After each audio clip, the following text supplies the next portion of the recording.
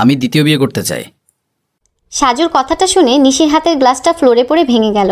সে অবাক হয়ে তাকিয়ে রইল সাজুর দিকে। কোনো কথা বের হচ্ছে না নিশির মুখ থেকে। কি হলো, এভাবে চুপ হয়ে গেলে কেন? গ্লাসটা তো ভেঙে গেল। আমি কি অবাক করার মতো কথা বলেছি? তোমাকে তো বলেছি আমার অনেক ভালোবাসা দরকার, তোমার কাছে আমি সেটা পাচ্ছি না। সুমি আমাকে সে ভালোবাসাটা দিচ্ছে, সে আমাকে অনেক ভালোবাসে। সিদ্ধান্ত নিয়েছি সুমিকে আমি বিয়ে করব। কাপা কাপা কণ্ঠে নিশি বলে উঠল, আমি তোমাকে ভালোবাসি না? এখন তোমার এটাই মনে হচ্ছে? হায় রে মানুষ, যে মানুষটাকে এতটা ভালোবাসলাম তার কাছে আমার ভালোবাসা নগণ্য হয়ে গেল। আমাকে রেখে অন্য কাউকে বিয়ে করার ইচ্ছে হলো। ঠিক আছে, তাই যদি হয় তুমি দ্বিতীয় বিয়ে করতে পারো। তুমি যদি আবার আইন আদালতের দ্বারস্থ হও তাহলে তো আবার সমস্যা। ভয় পেও না, আমি তোমার নামে কোনো মামলা মোকদ্দমা করব না। কারণ যে মানুষটাই আমার না, তার নামে আইন কানুন করে কি হবে? ভালোবাসা মনের ব্যাপার। আমাকে তুমি ভালোবাসো না, সেখানে আমি জোর খাটাবো না। আমি জানতাম তুমি এমন কিছু করবে না। আসলে সুমিকে কথাটা বলেছিলাম, তবুও সুমি ভয় পেয়ে বিয়ে করতে রাজি হচ্ছিল না। সমস্যা নেই, আমি দ্বিতীয় বিয়ে করলেও তুমি এখানে থাকতে পারবে। তোমার কথা শুনে হাসি পাচ্ছে। ওই মেয়ে আমাকে মেনে নেবে আর আমি নির্লজ্জার মতো এখানে পড়ে থাকবো? আর সে আমাকে মেনে নেওয়ার কে? আমি তো তাকে আমার স্থান ছেড়ে দিচ্ছি। তবে একটা কষ্ট কি জানো? তোমাকে এত ভালোবাসার পরও আজকে শুনতে হলো আমার ভালোবাসায় তুমি সন্তুষ্ট নও। হয়তো আমি তোমাকে সুমির মতো ভালোবাসতে পারিনি, সে তোমাকে আমার চেয়ে বেশি ভালোবেসেছে। থাকো তুমি তোমার ভালোবাসা নিয়ে, আমি তোমার লাইফ থেকে চলে যাব। যার লাইফে আমার কোনো গুরুত্ব নেই সেখানে কেন পড়ে থাকবো? সাজু আর সুমি একসঙ্গে একই অফিসে চাকরি করে। সাজুর সাথে সুমির বন্ধুত্ব হয়। আস্তে আস্তে সেই বন্ধুত্ব রিলেশনের রূপ নেয়। সুমির সাথে রিলেশনে গিয়ে সাজুর মনে হয় নিশির চেয়ে সুমি তাকে বেশি ভালোবাসে। সুমিকে তার জীবনে চাই। সাজুর কাছে নিশিকে আর আগের মতো ভালো লাগে না। এই কারণেই সুমিকে তার জীবনে স্থান দেওয়ার জন্য বিয়ে করবে বলে সিদ্ধান্ত নিয়েছে সাজু। নিশি ভেবে নিল সে আর সাজুর সঙ্গে থাকবে না। যে স্বামী তাকে রেখে দ্বিতীয় বিয়ে করতে চাচ্ছে তার কাছে থেকে কষ্ট পাওয়ার চেয়ে একা থাকা অনেক ভালো। যাবার আগে নিশি সাজুকে বলল, আমি চলে যাচ্ছি, তবে একটা কথা বলে যাই। আজকে আমার ভালোবাসাকে তুমি অবজ্ঞা করে দূরে সরিয়ে দিলে নতুন ভালোবাসা পাওয়ার আশায়। একদিন তুমি এই ভালোবাসা না পাওয়ার জন্যই খুব কষ্ট পাবে, আর সেদিন মনে করবে আমাকে। নিশির কথা শুনে সাজু তাচ্ছিলের হাসি হেসে বলল, হ্যাঁ, তোমাদের মতো মেয়েরা স্বামীকে ভালোবাসতে পারুক বা না পারুক, তাদের অভিশাপ ভালোভাবে দিতে পারে। এটা ভেবো না তোমার কাছে আমি ভালোবাসার জন্য ফিরে যাব। তোমাকে আমার এমনিতেও ভালো লাগে না। সাজুর এমন কথায় কষ্টে নিশির চোখে পানি এসে গেল। সে আর কিছু না বলে চোখের পানি মুছে বের হয়ে গেল সাজুর বাসা থেকে। নিশি নিজের ইচ্ছায় চলে যাওয়ায় সাজু খুব খুশি হলো। সুমিকে বিয়ে করে নিয়ে আসলো কয়েকদিন পরে। সাজু অনেক আনন্দিত এত সহজে সুমিকে তার জীবনে পেয়ে গিয়ে। এই শুনছো, আমার জন্য এক কাপ চা বানিয়ে নিয়ে এসো। বিছানায় শুয়ে ঘুম ঘুম চোখে সাজুকে ডেকে কথাটা বলল সুমি। সাজু ঘুম ভাঙার পর অবাক হয়ে তাকিয়ে রইল সুমির মুখের দিকে। কি হলো, গাধার মতো এভাবে মুখের দিকে তাকিয়ে আছো কেন? আমি কি বললাম তোমার কানে যায়নি? এই সাত সকালে তুমি আমাকে চা বানাতে বলছো? আমি কখন এত ভোরে উঠিনি, আর আমি চা বানাতেও পারি না। এত ভোর কোথায়? সকাল 7টা বাজে। তুমি ওঠো, উঠে আমার জন্য চা বানিয়ে নিয়ে এসো। বললাম তো আমি চা বানাতে পারি না। নিশি সবসময় চা বানিয়েছে। তোমার প্রথম স্ত্রীর কথা আমার সামনে তুলনা দেবে না। যেভাবে পারো বানিয়ে নিয়ে এসো। সাজু অনিচ্ছা সত্ত্বেও উঠে চা বানাতে গেল। সুমি সংসারে বেশিরভাগ কাজ সাজুকে দিয়ে করাতে চেষ্টা করে, আর সেখানে নিশি থাকলে সাজুকে কখনো একটু কাজও করতে দিত না। খাবার টেবিলে বসে সাজু খাবার মুখে দিয়ে বলল, এটা কি রান্না করেছো? খাবার একদম ভালো হয়নি।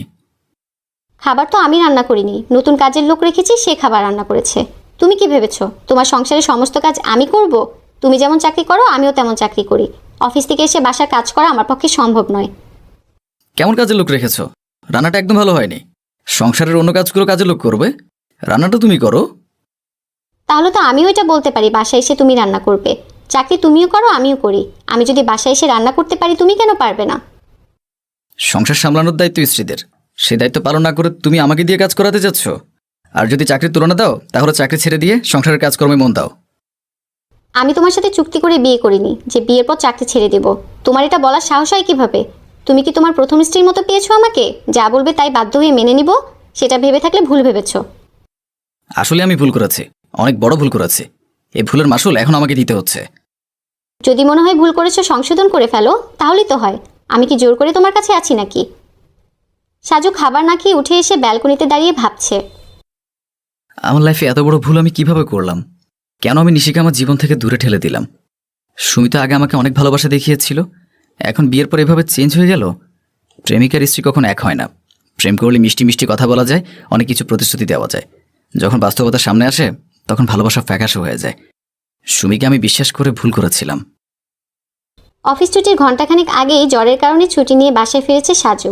বিছানায় শুয়ে জ্বরের ঘুরে এপাশ ওপাশ করছে। অফিস ছুটি হয়ে যাওয়ার অনেকক্ষণ পরে সুমি বাসায় ফেরেনি। সাজু অসুস্থ এটা জানার পরেও সুমি বাসায় না ফেরায় সাজু খুব কষ্ট পেল। রাত 8টার দিকে বাসায় ফিরে সুমি।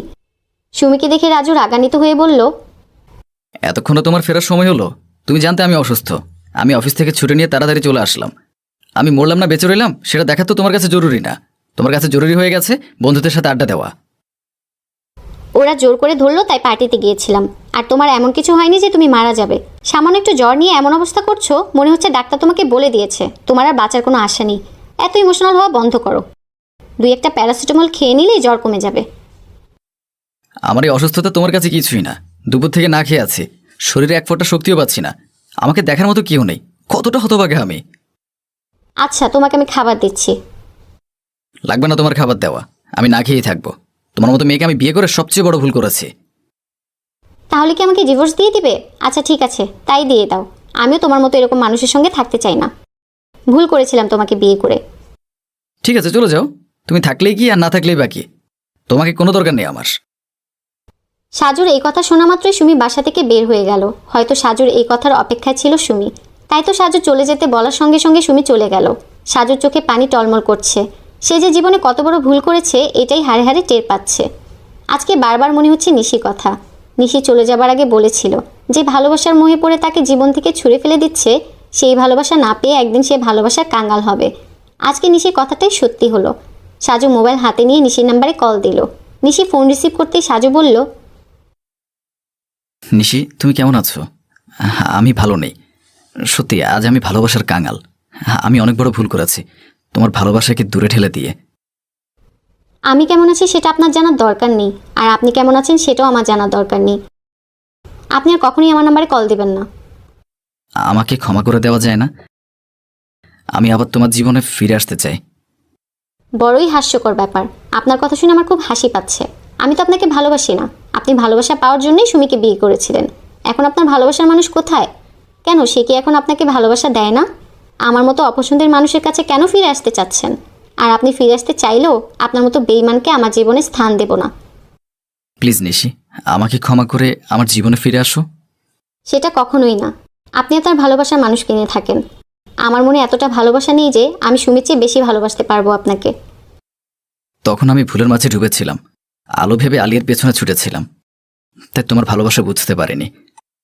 আপনি যাই করেন সেটা আপনার ব্যাপার, বাট আপনি আমাকে যে যন্ত্রণা দিয়ে বুকের ভেতর ক্ষত সৃষ্টি করে দিয়েছেন সেই ক্ষত এই জীবনে শুকাবে না। আমি ফোন রাখছি, আর কখনো আমাকে ফোন করবেন না। নিশি ফোন রেখে দিল। তার চোখে পানি টলমল করছে।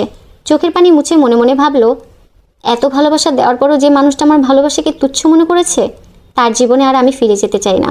সে থাকুক তার মতোই, অন্তত এটা বুঝুক আমি তাকে কতটা ভালোবেসেছিলাম। সত্যিকারের ভালোবাসাকে দূরে ঠেলে দিয়ে সাময়িক হওয়া ভালোবাসাকে বেশি মনে করে ফেললেই জীবনের সবচেয়ে বড় কাল হয়ে দাঁড়ায়। সেটা আজ উপলব্ধি করতে পারছে সাজু। তাই তার একাকিত্ব জীবন তাকে বুঝিয়ে দিচ্ছে সে কত বড় ভুল করেছিল। বিয়ের রাতেই অজান্তের হাতে একটা ফুটফুটে মেয়ে সন্তানকে তুলে দিল তানভীর। আজ থেকে তুমি তুলির মা, ও সকল দায়িত্ব তোমার। অজান্তে মুচকি হেসে তুলিকে নিজের বুকের মাঝে আঁকলে নিল। আপনি কোনো চিন্তা করবেন না, তুলির মা হওয়ার জন্য যা যা করার প্রয়োজন তার সবই আমি করতে রাজি আছি ইনশাআল্লাহ। আমি জানি তুমি তুলিকে নিজের সন্তানের মতো বড় করে তুলবে, সে বিষয়ে আমার কোনো সন্দেহ নেই। তানভীরের কথা শুনে অজান্তা ঘুমন্ত তুলির দিকে তাকালো। কত নিষ্পাপ মুখখানা তার। তুলির বয়স মাত্র 2 মাস। তুলিকে জন্ম দেওয়ার সময় তুলির মা অর্থেই মারা যায়। অজান্তা সেই ডক্টর যে নিজে অর্থের ডেলিভারি করেছিল। নিজে সবটুকু দিয়ে চেষ্টা করেছিল অর্থকে বাঁচানোর, কিন্তু শেষ রক্ষা হয়নি। তানভীর অর্থের এভাবে চলে যাওয়া মেনে নিতে পারেনি।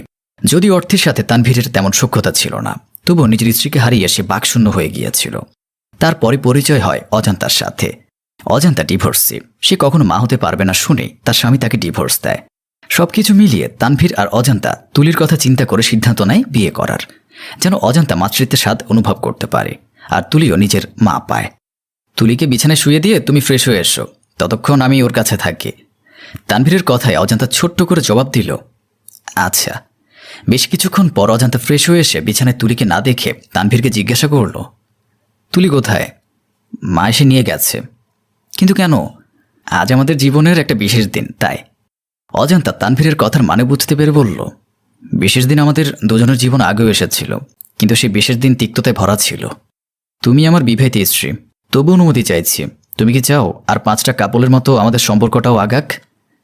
চাই, কিন্তু আমার কিছুটা সময় প্রয়োজন নিজেকে গুছিয়ে নেওয়ার জন্য। ঠিক আছে, তুমি সময় নাও। তবে সত্যি বলতে তোমার মতো মেয়ের প্রেমে পড়তে বাধ্য হয়েছি আমি। তোমার মতো একটা মেয়েকে কেউ কি করে ডিভোর্স দিতে পারে? বাদেন সেসব কথা, যা হয়েছে ভালোই হয়েছে। আজ আমি তুলিকে পেয়েছি, আমার আর কিচ্ছু চাই না। আমি মাতৃত্বের স্বাদ গ্রহণ করতে পেরেছি, এর থেকে বড় আনন্দের আর কিছুই নেই। আচ্ছা, তুমি আমার পাশে এসে ঘুমিয়ে পড়ো, আমি একটু ছাদ থেকে ঘুরে আসি। সিগারেট খেতে যাবেন? তুমি কি করে বুঝলে? তানভীরের কথায় অজান্তা মুচকি হাসল। আমার সামনেই খান, কোনো সমস্যা নেই। অজান্তার আমার কথা শুনে তানভীর অবাক না হয়ে পারল না। এসব কি বলছো তুমি? অবাক হতো কিছুই নেই। আপনি সিগারেট খাওয়ার জন্য এত রাতে কষ্ট করে ছাদে কেন যাবেন? তার থেকে বরং আমার সামনেই খান, আমার কোনো সমস্যা নেই।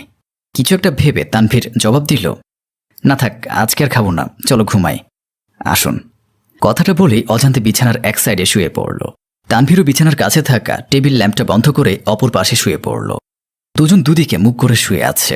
দুজনের মুখেই হাসি রেখে স্পষ্ট, অথচ কেউ জানে না তারা কেন হাসছে। হয়তো একজন হাসছে নিজের প্রেয়সীকে নিজের করে পাওয়ার জন্য, আর একজন হাসছে মা হতে না পারার আক্ষেপ পূরণ হওয়ার জন্য।